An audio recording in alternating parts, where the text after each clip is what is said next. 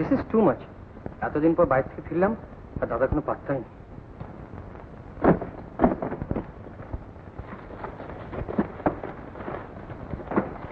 না বড় বৌদি, তোমার জন্য শাড়ি, ছাতা আর আমার জন্য এই baby sweet.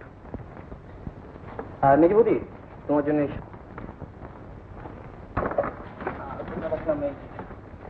Packet of cosmetics, rare cologne আর পারফিউম আছে এর ভেতরে।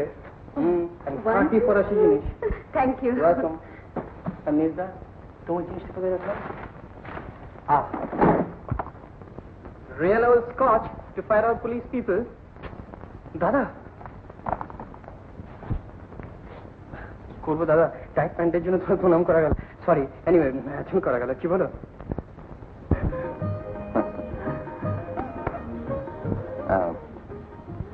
আরে এত বড় চুল রেখেছিস, জুলপি রেখেছিস, গরম লাগে না? আরে দাদা এই তো ওখানে ব্যাকেট হয়ে গেছে। বৌদি তোমরা আমাকে ম্যাক্সিমাম ডিসঅ্যাপয়েন্ট করেছো। এখনো শাড়ি? হ্যাঁ দাদা তোমার জন্য এই কলম।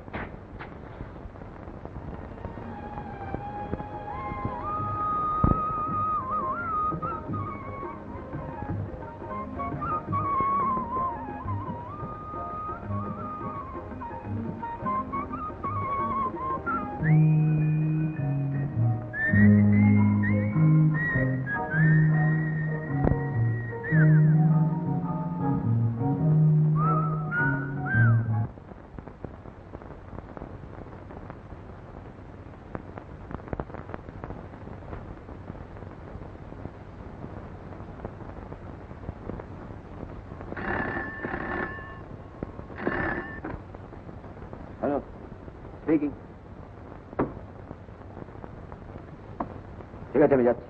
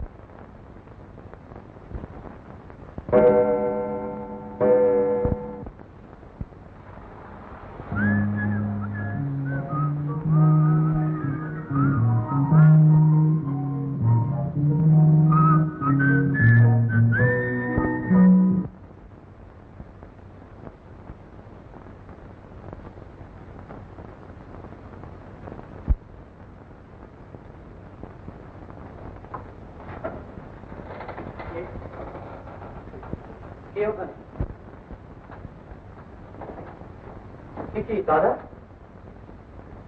তুমি এখনো ঘুমোনি? না, ওষুধটা এখনো ফিরল না। শহরে এত গোলমাল। হ্যাঁ, মির্জার কাজ মির্জা করছে, তা তুমি তা নিয়ে মিথ্যে ভাবছো কেন? Take it easy.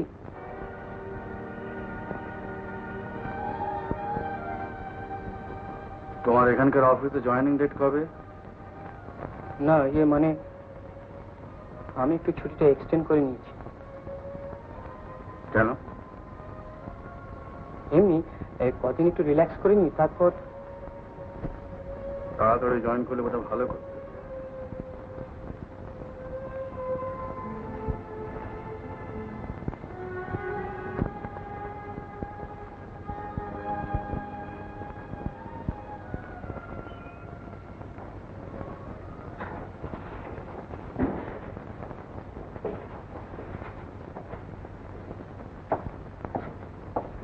কি ব্যাপার বলো তো? ব্যাপার আর কি, দাদার কথা তো জানোই, সুস্থ তো নন।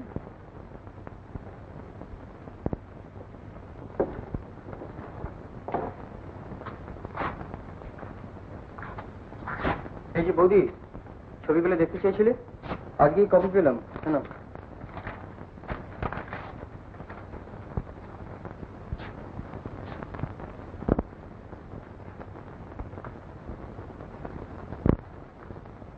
শুক্লাকে বেশ লাগছে দেখো।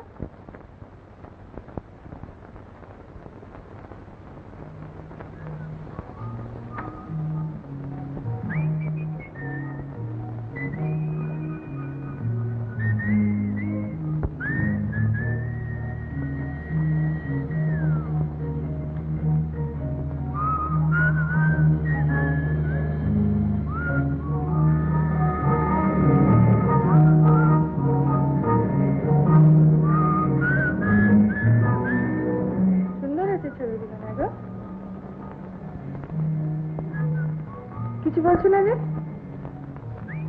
অজু শুক্লাকে কেন যেভাবে নেগলেক্ট করে কিছু বুঝি না। যতই কাজ থাক, কি বলছো কি? তোমাদের ছবিগুলো দেখে কিছু মনে হচ্ছে না? কি আমার মনে হয়?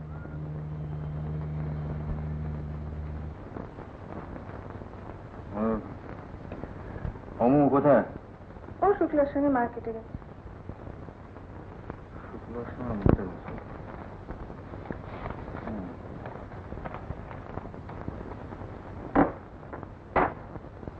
রাত দিন সব আজে বাজে কথা না ভেবে নিজের লেখাটা ছাপা হলো কিনা তারও তো একটা খোঁজ করলে পারতো। বিশ্বাস অবিশ্বাস তো কতদিন হলো দিয়ে এসছে। দেখো গে, একদিনে হয়তো ছেপে বেরিয়েও গেছে।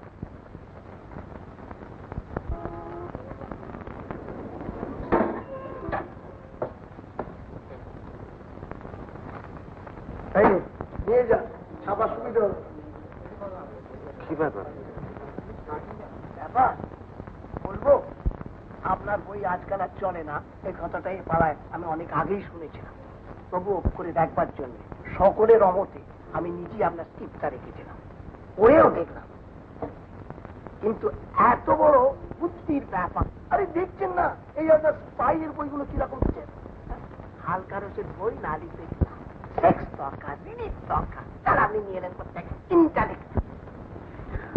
আমার প্রথম লেখা যেদিন আপনাকে দিই জীবন বাবু, এত বড় ছিল না, আর আপনার মুখে কথা ফুটতো না।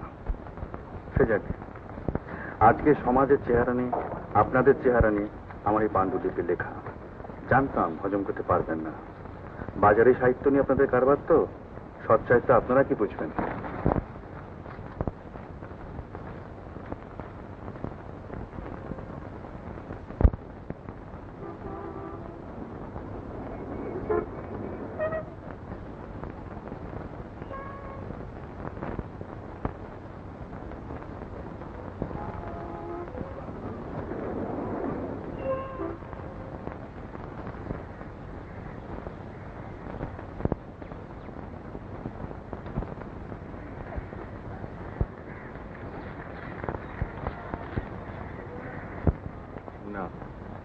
না, ওখানে বড্ড পিঁপড়ের উৎপাত।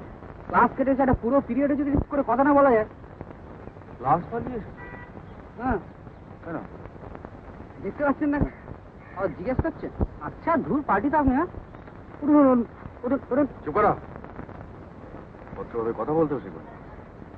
ঠিক আছে, বসুন। রিকোয়েস্ট করলাম, উঠলেন না তো? এবার খিস্তি করে বেঞ্চটি পুরো ফাঁকা করে দেবো, বুঝেছেন?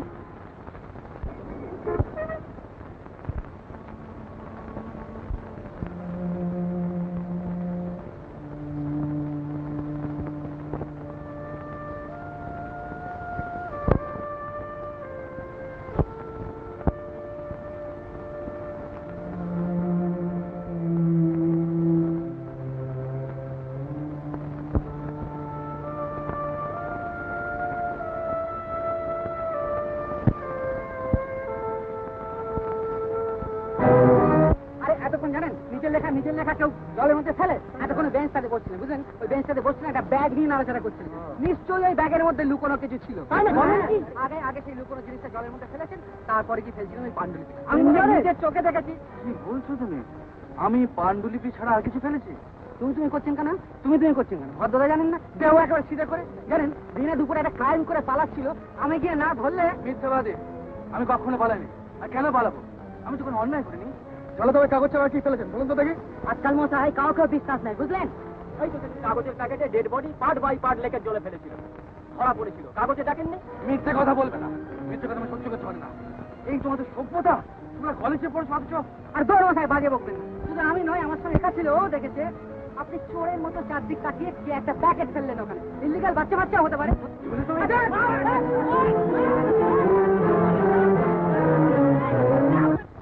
এই যে আসুন স্যার, মিছিমিছি আপনাকে ট্রাবল দিতে হলো। কি করবো বলুন?